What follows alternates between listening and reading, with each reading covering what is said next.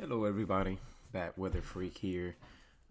Here today is Saturday, June 6, 2020. It's about 9:22 a.m. and I'm actually going to do a brief video here taking a look at the latest on Tropical Storm Cristobal. Now, as of this morning, let's go to the National Hurricane website and show you guys what is the latest on Tropical Storm Cristobal. He's located pretty much in the center of the Gulf right now. After spending a few days down here in this Mexico, Yucatan Peninsula, it didn't quite completely lose its characteristics. It did get downgraded to a tropical depression, but it didn't really lose completely its features. Now, after spending a few days here, it shot up to the Gulf pretty quick. It's actually moving right now north at 12 miles per hour. The pressure right now is 992 millibars, so it's actually gaining a little bit strength, not much, but it's getting stronger. And then maximum sustained winds at 50 miles an hour. Now let's take a look at the wind probabilities. So this is basically, it seems like New Orleans, that part is going to be maybe a little bit further west, might be the landfall location. As you can see, quite a bit of rain is expected. Let's take a look at the cone. So right now, all the way from Louisiana, Mississippi, Alabama, and parts of Pensacola, Florida are under a tropical storm warning. New Orleans, all that stuff, and then further west of New Orleans is under tropical storm watch, and that's the yellow color that you see here. So the blue, tropical storm warning. Okay, so that's what the cone we have. And then if we go to the arrival of time, so it's expected to make landfall, seems like excuse me, seems like tonight to tomorrow, seems like it's gonna be making landfall. Now this could be this could change because it could slow down, it could pick up speed, so obviously that could change. That's the time frame that we're expecting. Now, as far as the storm surge, let's take a look. And this is a new map, actually. That's why you see here that says experimental, because this isn't something new that's starting to use.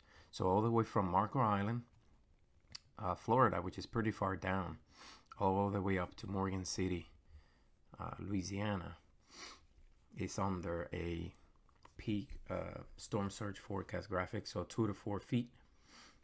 Now the worst area, 3 to 5 feet, and it's pretty much where it's supposed to make landfall, and it's also at the mouth of the Mississippi River. So that's why the waves or the storm surge is going to be a little bit more. Let's take a look at the rain. So you can see, I mean, I live in Florida, and it has been raining since yesterday afternoon, and the storm is like way down here. So obviously a big broad area, a very broad area, and dumping a lot of rain for us. Now the worst is obviously going to be in the middle of the storm, and then where it's making landfall. So look like 6 to 10 inches expected. So that's a lot of rain. Be careful with the flooding. Like I said yesterday in my other video, you guys want to be careful. If there's a flooded street, turn around, don't drown. Okay, let's take a look at the key message, see what else the National Hurricane Center has to say. So damaging and deadly flooding was already occurring in ports of Mexico, Central America. So they actually might get a little bit more rain because it's moving so slowly, or it has been sitting there for so long and it's still not pulled up completely. Now let's move on. There's a danger, life-threatening storm surge outside of the hurricane and storm damage risk reduction system from the mouth of the Mississippi River to Ocean Springs, Mississippi, and a storm surge warning is in effect for those areas. Life-threatening storm surge remains possible along the Florida Big Bend and in other portions of southern and southern Louisiana, where storm surge watch is in effect. Tropical storm force winds are expected by late Saturday night, so by tonight, along in the northern Gulf coast from southern eastern Louisiana to the western Florida Panhandle, including metropolitan New Orleans, and a tropical storm warning is in effect for these areas. And then heavy rainfall will spread into portions of the Gulf Coast from East Texas to Florida this weekend into early next week, with areas of flash flooding. Significant flooding will be possible in the smaller smaller tributaries, especially where heavier rainfall occurs over portions of the Mid-South and Gulf Coast. So basically, seems so far like a big rain event is what is going to be happening, what we're going to have here. Now let's go and take a look at the satellite imagery. This is as of the latest one. As you guys can see, Cristobal is not looking symmetrical. It looks like it wants to start firing up some thunderstorms on the southwest part of it. Remember, if it closes off completely the circulation, the better chance it has to survive and obviously it's going to get stronger and affect more places. But the majority of the issues or the flooding and the heavy rain and the thunderstorm is on the east part, and that's why we're getting rain. We're getting a lot of rain in Florida because the majority of it is here. Okay. Now let's take a look at I wanted to show you a couple things. This is basically the sea surface temperatures. As you can see, Pacific still cooling down. Decently warm in the Atlantic. Some parts have cooled down a little bit, but the Pacific has had the biggest cool down.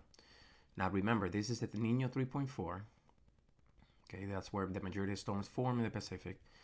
Now, after April into May, it went from El Nino territory straight down to deep La Nina territory. Now we have had a spike in the last few days back into neutral. Now we will see if this trend continues back in away from a Nina status into neutral. I don't think so. I think it's probably had a jump, but it's probably going to continue declining and going back down to a La Nina territory or maybe flat line or something. But I don't think it's going to go to neutral or even past to El Nino. I mean, the Pacific has cooled down significantly, so I don't think so. Now let's take a look at the forecast models. The last thing I wanted to show you. Okay, you see Cristobal down here.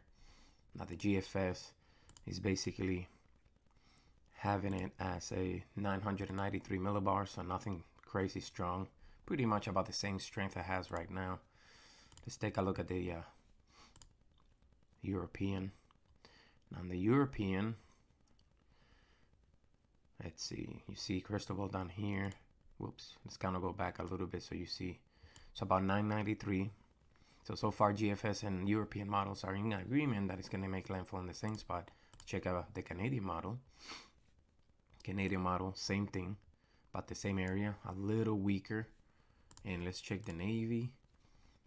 And again, same thing. Navy has it about, let's see, 993, same spot. So seems like all the models are in agreement as far as where it's gonna make landfall and also the strength. So regardless of whatever strength it is, you still gotta prepare. You still have to make sure that you're ready, because this is not gonna be a wind event. Mainly it's gonna be a rain event, especially if you're in this area where it's making landfall and further east. Now, as always, all this information, you can get access to it at tropicaltidbits.com. Great resources. But so far, that's what I have for you guys. I will keep you guys posted in the next update. But stay safe, and I want to bring to you guys the latest on Tropical Storm Cristobal. Subscribe to my channel, like my videos, comment in any questions or any comments down there. Be respectful, of course, and have a good day.